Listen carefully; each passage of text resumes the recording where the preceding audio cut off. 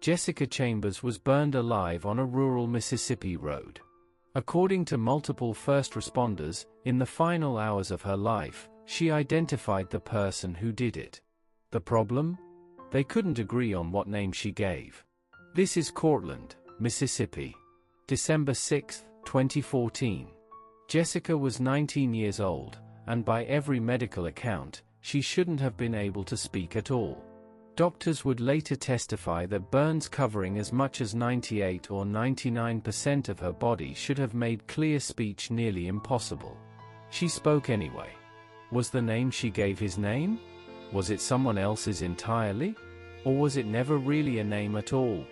More than 10 years later, that single half-formed word still divides investigators, jurors, and Jessica's own case file. Investigators would eventually build a case around a man Jessica had only recently met. Two juries would hear the same evidence. Neither would agree on what it meant. If Jessica Chambers identified her own killer with her last words, why is no one in prison for her murder? To understand why, you have to go back, past the fire, past the trials, past the name nobody could agree on, to the life of the young woman at the center of it all. Jessica Chambers grew up in Cortland, a small community in Panola County in the hill country of North Mississippi, not far from the Tennessee line, the kind of place where almost everyone knows almost everyone else. That fact would matter more than anyone realized, because in a town that small, almost no secret should have been able to survive. This one did. By 19, she'd graduated high school, started a new job at a clothing store in Batesville, and was making loose plans for college. Her ambitions shifted the way 19-year-olds do, teacher for a while, then nurse, but the direction was forward. She was figuring it out. The detail her mother kept returning to, years later, wasn't a dream or an achievement. It was a quality. Jessica didn't think anyone could hurt her. Not because she was reckless, but because she genuinely didn't believe people worked that way. Her mother would later describe it as the thing that haunted her most, that her daughter's trust was so complete, so unconditional, that she may have let the wrong person get close without ever sensing the danger. Investigators also looked, briefly, at a rougher side of her life, an arrest, and ties to some young men involved in local gang activity, and concluded none of it connected to her death. The person who killed Jessica, prosecutors would eventually argue, wasn't someone from that world. He was someone she had chosen to trust. There is one more detail from that fall of 2014 that, at the time, meant nothing to anyone. Jessica had started seeing someone new. A young man from Cortland, a few years older, who she had only known a matter of weeks. His name was Quinton Tellis. Remember that name. By the end of this story, those two names will be impossible to separate. On the morning of December 6th, almost nobody outside their small circle had ever heard either one. December 6th, 2014, was a Saturday, and for most of it, an unremarkable one. That morning, by Quinton Tellis's own later admissions to investigators, he and Jessica spent time together, at one point riding around Cortland in her car. It was the kind of casual hangout that happens between two people who've recently started talking. Nothing about it would have stood out to anyone watching, except that investigators would later discover something about the days leading up to it that did stand out. According to cell phone and text records recovered after Jessica's death, Tellis had been pressing her for a sexual relationship throughout the 2 or 3 weeks they'd known each other. The records reportedly showed she turned him down, not once, but repeatedly. And on December 6th itself, the day she died, those same deleted messages showed her saying no to him multiple separate times. That detail meant nothing to anyone on the morning of the 6th. It would mean a great deal to a jury, years later. In the afternoon, Jessica spoke to her mother by phone.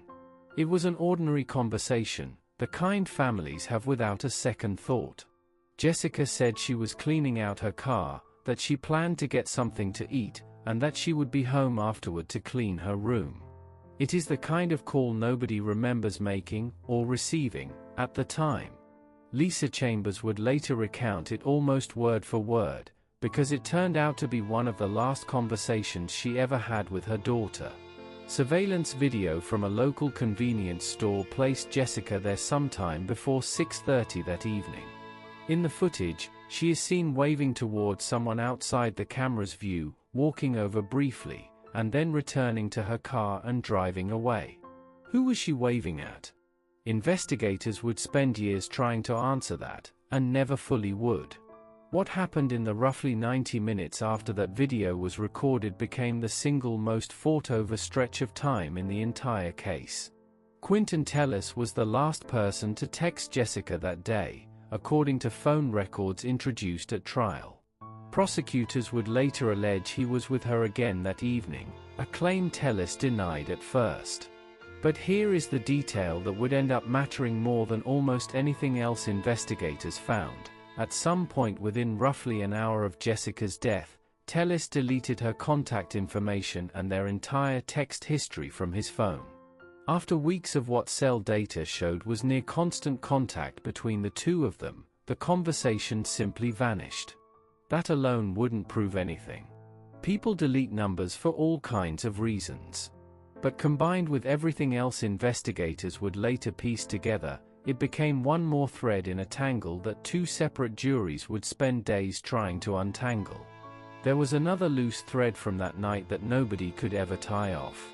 At some point, a woman named Sherry Flowers picked up a hitchhiker on a road near Cortland.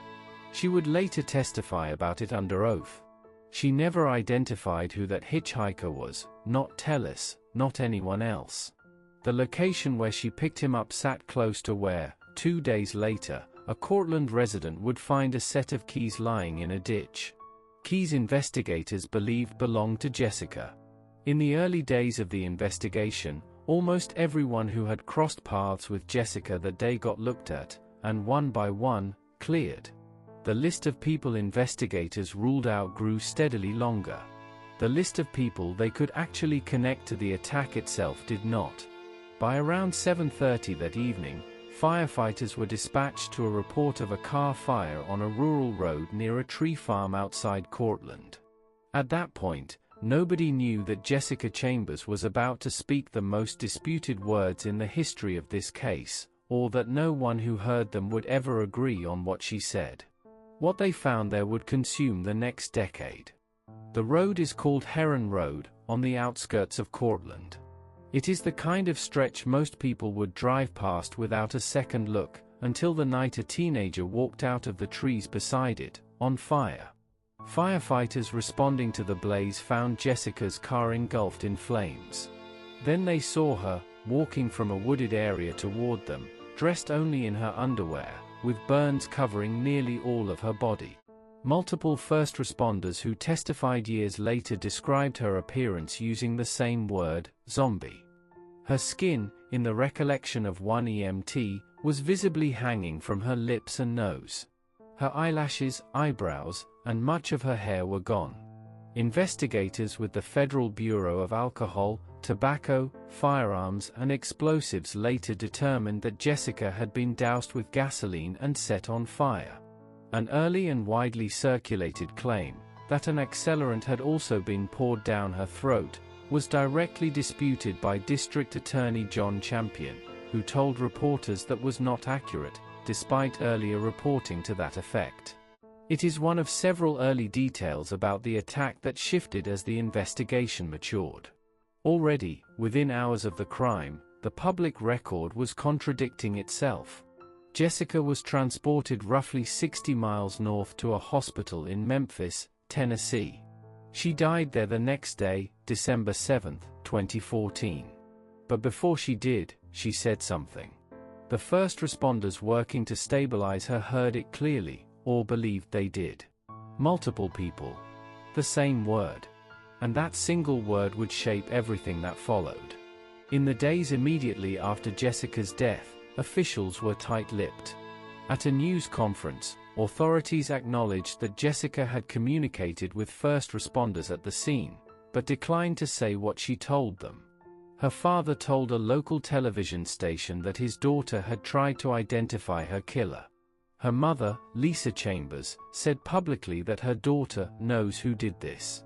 She has told who did this. For weeks, the exact words stayed out of public view, even as investigators combed through phone records and pursued leads built, at least in part, around whatever Jessica had said. By the time the case reached trial, nearly 3 years later, the picture had become clear, and far more complicated than a name simply being withheld. At Quinton Tellis's first trial in October 2017, prosecutors called first responder after first responder to the stand. 8 of them testified that they heard Jessica say a name, Eric. She gave no last name. At least one exchange, recounted in later reporting, had a responder asking her directly, "Eric who?" Jessica reportedly answered, "No," leaving even that clarifying question unresolved. By the second trial in 2018, the count had grown to 10. Most remembered hearing Eric. A few remembered something closer to Derek. No one by either name was ever charged. Investigators looked at and cleared at least 2 other men, including Jessica's then-boyfriend, who had an alibi nobody could break. He was in jail when she was killed. So if multiple trained first responders, independently, recalled hearing the same name, a name that did not belong to the man eventually charged, how did prosecutors explain that gap? Their answer changed entirely between the 2 trials. By the second trial, prosecutors did not concede that Jessica had said a coherent name at all. They called a speech pathologist and a medical doctor, who testified that given the severity of her burns, covering as much as 98 to 99% of her body, including her airway, Jessica should not have been physically capable of producing clear, articulate speech. If that testimony was accurate, the very foundation of the Eric testimony, 10 independent witnesses recalling the same name, became medically improbable. District Attorney John Champion offered the courtroom a third possibility. He floated the idea that what responders heard might not have been Eric at all, but a garbled attempt to say Tellis, the surname of the man on trial. What if she was trying to say Tellis? Champion asked the jury. It was an extraordinary pivot, a prosecutor asking jurors to set aside his own witness's testimony in favor of a name nobody had actually said. The defense pressed a much simpler argument. Defense attorney Darla Palmer told jurors in closing arguments, "Eric is not on trial today, but ladies and gentlemen, he should be." 10 witnesses. 2 competing scientific theories about whether speech was even possible. A prosecutor asking a jury to hear a different word than the one his own witnesses swore to. And a defense insisting the case had the wrong man from the start. If Jessica said Eric, investigators charged the wrong man. If she said Tellis, she may have identified her killer with her last breath.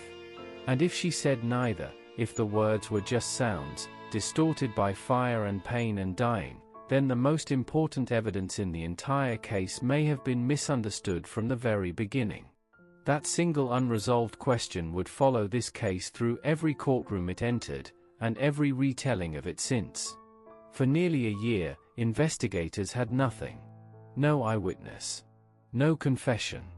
No clear suspect. Then one name kept appearing. In phone records. In text messages. In Jessica's final hours. Quinton Tellis. And by the time police turned their full attention to him, he was already sitting in a jail cell, hundreds of miles away. Not for Jessica's murder. For something else entirely. Tellis had been connected to the 2015 stabbing death of Ming-Chen Xiao, a Taiwanese national found dead in her apartment in Monroe, Louisiana, after he was caught using her debit card following her death. In 2016, he pleaded guilty to unauthorized use of that card and was sentenced, as a habitual offender, to 10 years in Louisiana custody. It was while he sat in that Louisiana cell that a Panola County grand jury, back in Mississippi, indicted him for Jessica's murder. He was extradited to face the charge. Quinton Tellis was born October 6, 1988, in Cortland, Jessica's hometown, with a record that already included burglary, drug possession, and evading law enforcement. He'd been out of custody on those charges for roughly 2 months before she was killed. The two of them had started seeing each other that same fall, texting frequently, with Tellis, according to deleted messages investigators later recovered, repeatedly asking her for sex in the days and hours before her death. Jessica, the same record showed, turned him down every time, including more than once on December 6 itself. Knowing who he was didn't prove what he did. For that, investigators had to go back through a year that had, until then, produced almost nothing at all. For months after Jessica's death, the investigation had gone almost nowhere.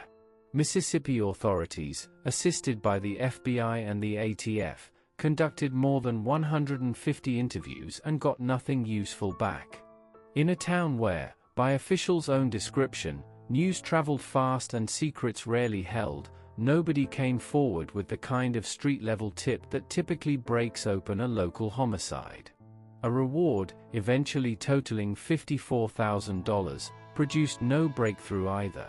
17 suspected gang members in the area were swept up along the way, and none of it led anywhere close to Jessica's actual killer. Champion said publicly he didn't believe her death was gang-related at all. Months of interviews. 17 arrests on unrelated charges. A growing reward with no takers. And still, no charge. What finally moved the case wasn't a witness. It was data. After months of failure, investigators finally found something. One phone number kept appearing in records tied to Jessica's final weeks. Then, within an hour of her death, it went dark. Investigators worked backward through roughly 20,000 phone numbers tied to calls and texts in and around Cortland. The number belonged to Quinton Tellis. When questioned, Tellis didn't deny knowing her. But his story changed. Once. Then again. Then a third time, until he was telling officials he'd slept with Jessica once, weeks earlier, and describing exactly where. To prosecutors, this was the first real crack in Tellis's story. His account kept changing. Jessica's messages had disappeared. And the timing looked terrible.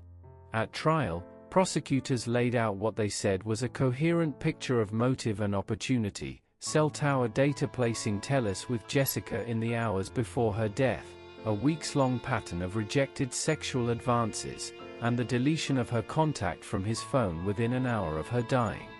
District Attorney John Champion told the court he believed Tellis attempted to suffocate Jessica, mistakenly believed he had killed her, then drove her, inside her own car, to Heron Road, before running to a relative's house, borrowing a vehicle, retrieving gasoline, and returning to set her and the car on fire. The defense saw it differently. Neither the shifting story nor the deleted contact was, on its own, evidence of murder. Forensic specialists confirmed the fire had been set deliberately, but none of it could say who had been holding the gas can. And there was still the name that nobody could connect to Tellis at all. Investigators spent years trying to identify who Jessica had waved to outside that convenience store. They never could. The hitchhiker Sherry Flowers picked up that night was never identified. And Jessica's car keys, found 2 days after her death in a roadside ditch, came with a 2-day gap nobody could account for. The defense's position, stated bluntly in closing arguments, was that Mississippi had charged the wrong man. Tellis pleaded not guilty. He did not testify in his own defense at either trial. 2 competing accounts of December 6, 2014. One built by prosecutors out of phone records, shifting statements, and motive. One built by the defense out of a name that didn't match, a witness who couldn't identify anyone, and reasonable doubt. It would now be up to a jury to decide between them. It would take 2.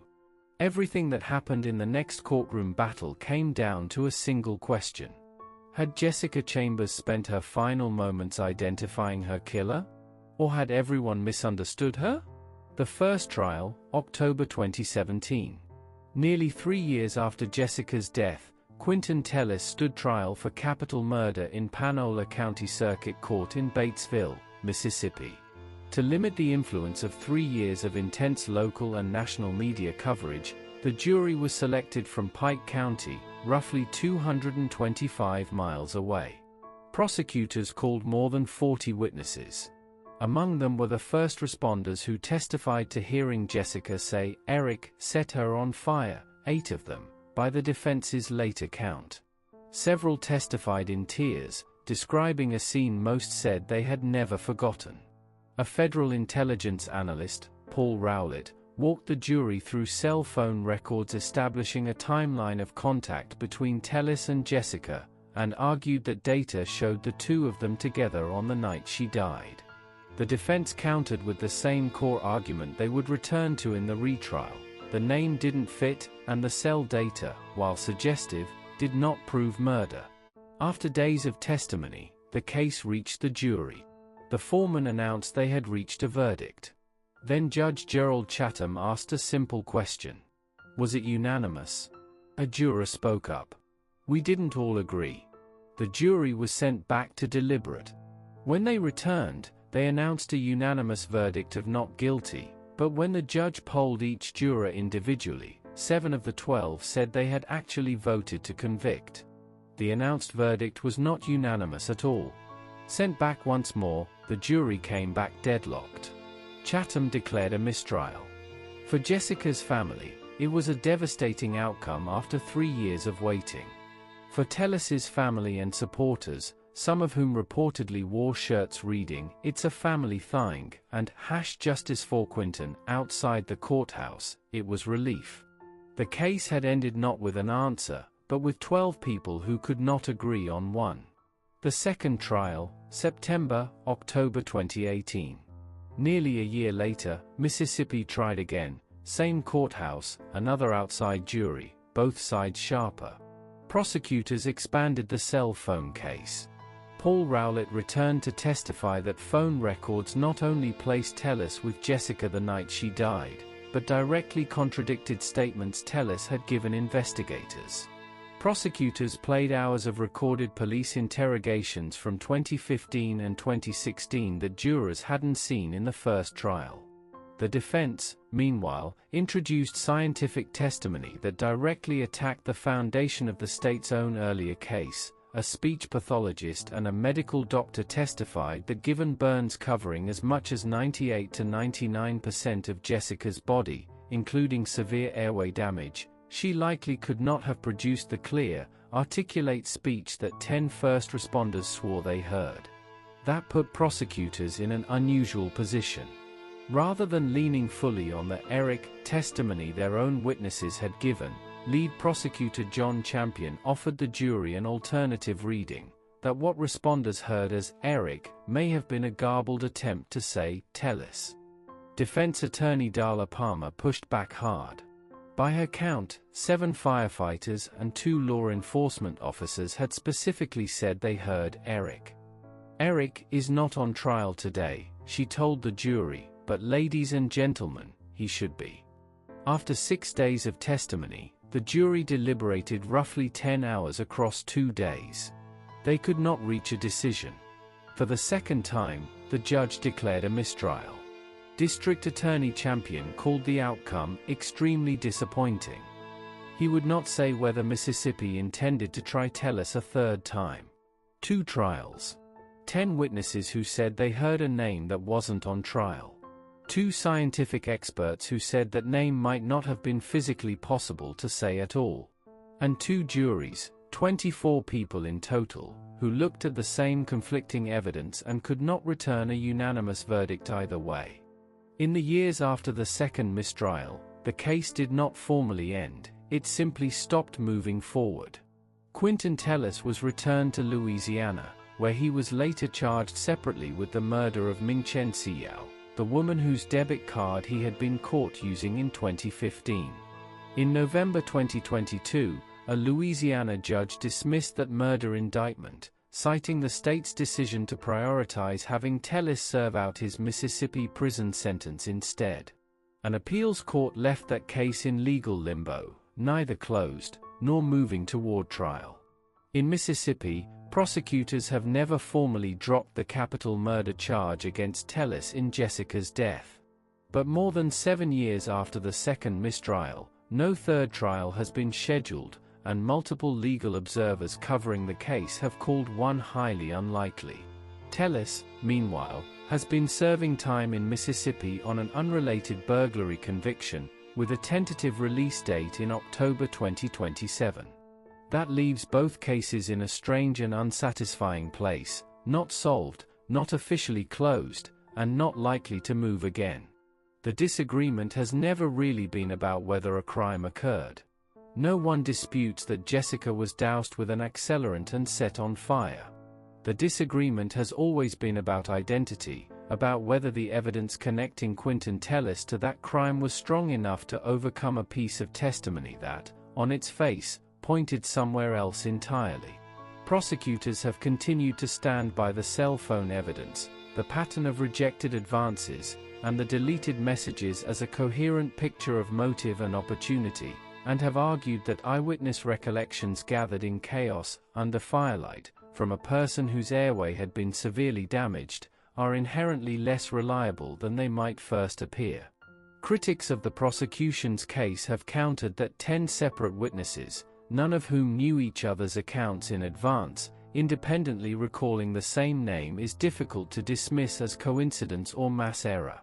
They point to the unresolved hitchhiker, the unexplained gap before Jessica's keys appeared in a ditch, and a timeline they argue was never airtight, as reasons 2 separate juries were each unable to convict. Perhaps the case was never really about a lack of evidence. It was about 2 pieces of evidence, cell phone records on one side, dying testimony on the other, that have never been reconciled, and may never be. Jessica Chambers would be in her 30s now. Instead, her name is permanently tied to a single night on a Mississippi back road, and to a courtroom debate that outlived 2 trials without ever reaching a conclusion. Her family has spent more than a decade without the resolution most families of murder victims eventually receive: a conviction, an acquittal, even a confession. Lisa Chambers said in the years following her daughter's death that Jessica's spirit would not be at peace until the case was settled. Neither parent has gotten the closure they were hoping for. Cortland itself was reshaped by the case in ways that extended beyond the courtroom. The community split visibly along lines of belief about Tellis's guilt or innocence, a divide that played out publicly outside the courthouse during both trials. In 2019, Jessica's former boyfriend, Travis Sanford, the man cleared early in the investigation because he had been in jail at the time of her death, was shot and killed in Cortland in an unrelated dispute. It added one more layer of loss to a small town that had already endured more than its share. The case has continued to draw national true crime attention years after the headlines faded, featured on Unsolved Mysteries, a 6-episode Oxygen documentary series, and multiple podcasts that keep circling back to the same unresolved center: a dying woman's last words, and a man tried twice without ever being convicted or cleared. Most murder victims never get the chance to identify the person who killed them. Jessica Chambers may have. More than a decade later, nobody can agree on what she said. And because of that, nobody can agree on who killed her.